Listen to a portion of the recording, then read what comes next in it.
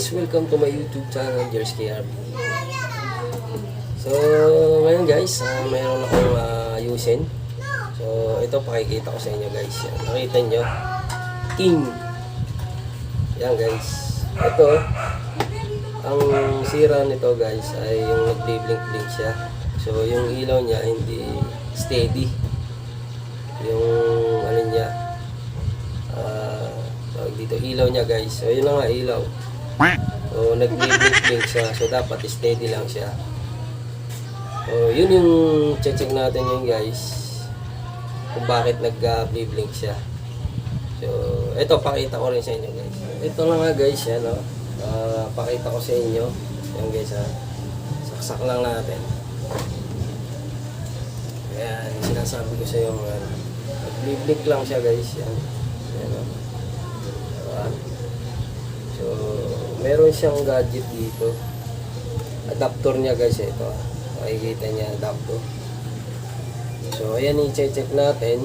Then yung ilaw, siguro naman baka okay. So, ito ngayon ang i-check natin. Baka hindi nagno-normal yung 12 volts niya. Kasi 12 volts lang ang supply nitong nasa loob na ilaw.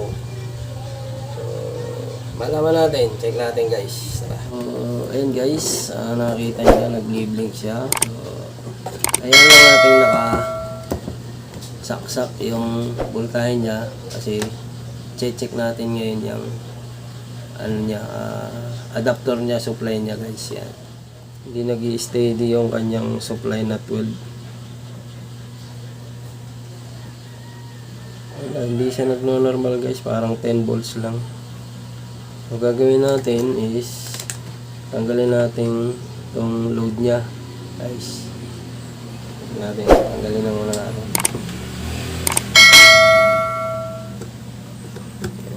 So negative positive to. Tanggalin muna natin.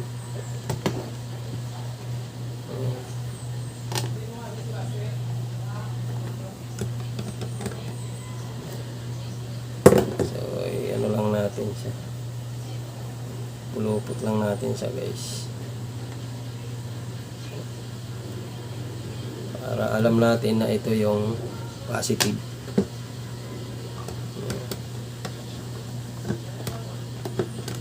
Tanggalin na lang natin parehas. Yan. Then, check uli natin.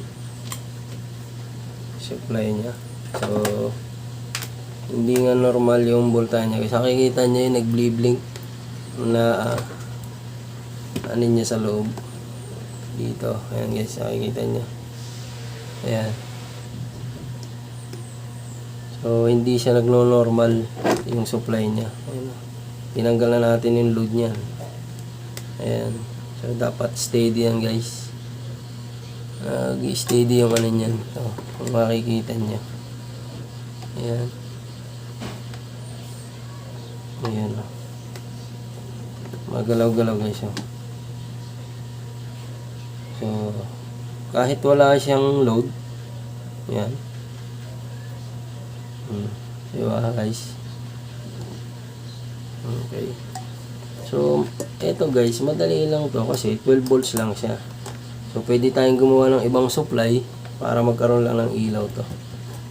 Ito ang nasolve nito. Yung ilaw nito, pwedeng okay siya. Kasi, medyo pag na-standby siya ng matagal, yan, milinaw. So, good ang ano nito, bulb sa loob. So, ngayon na ayusin natin itong supply guys.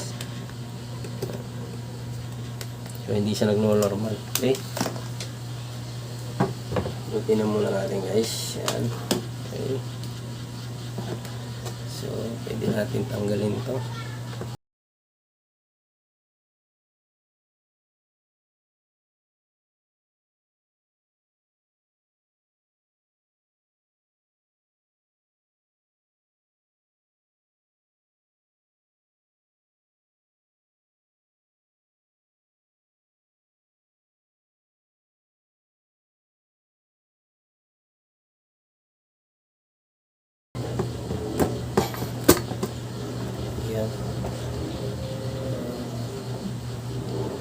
Power supply lang siya guys na 12 volts. So 12 volts yung output yan guys, nakikita nyo. Ayan. Ayan o. So, input niya is 110 to 220. Then yung output niya is 12 volts guys. So, madali lang to. Sakaling halimbawa, magpalit man tayo, palitan lang natin ng ibang supply niya na 12 volts. Pwede naman yung guys. So, hanggat maaari, check lang natin ang loob nito. So, tanggalin na muna natin ito. Yan ako lang ulit.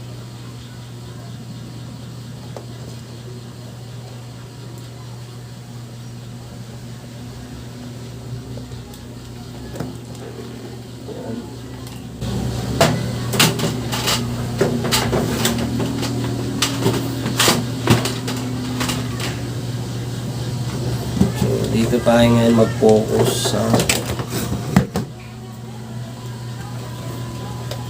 supply, power supply nito guys.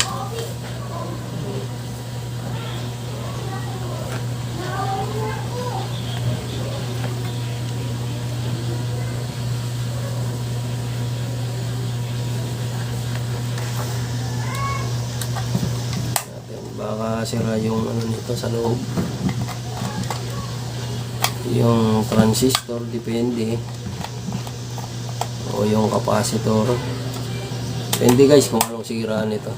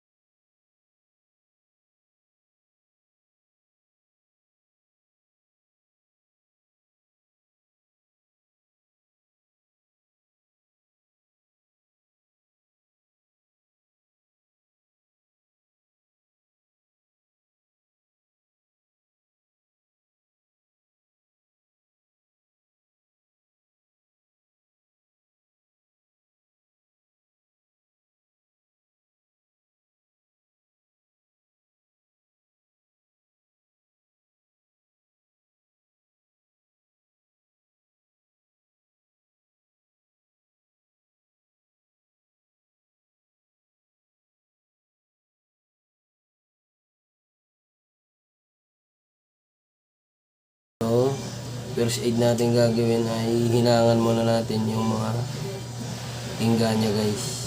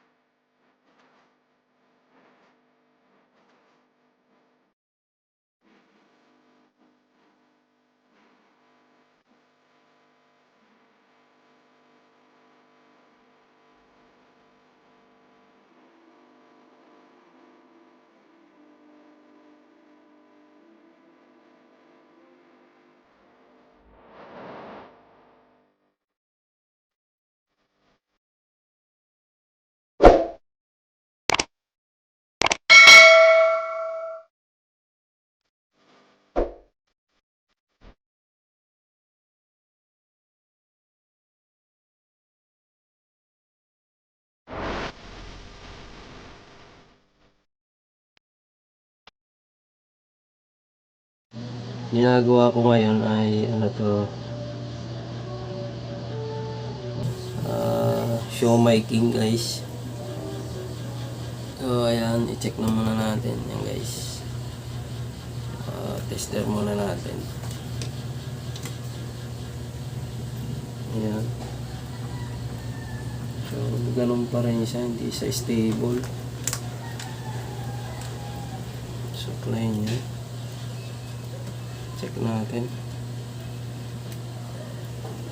Lumalabas na 10 volts. Problema siya guys. Ayan o. Hindi nag-i-stable yung ano niya. Supply niya. So may problema pa rin siya guys. Kailangan kasi mag 12 volts siya. Okay guys, so may mga sira siya guys. So itong transistor, tsaka itong mga resistor yan.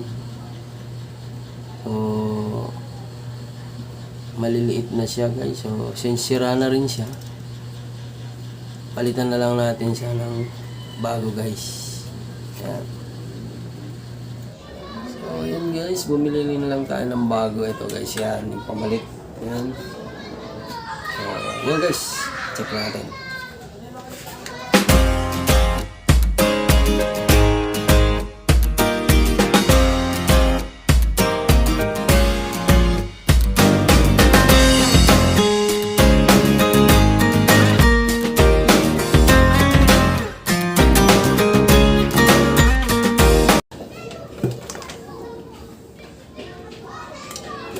Yan, no? Okay, good. So, yun lang guys. Pwede na siya. Okay nga pala guys, bago matapos yung video natin, yan, eto, meron pala akong trivia sa inyo dito sa King na to. So, sa 5 unang makakasagot guys ha, tandaan nyo, merong preload sa akin na 50 pesos. So tandaan nyo guys ha, ito yung trivia niya, nababasa nyo yung King. So pwede siyang King Silog, or dito naman sa depende kung anong words. So 2 syllables lang siya guys.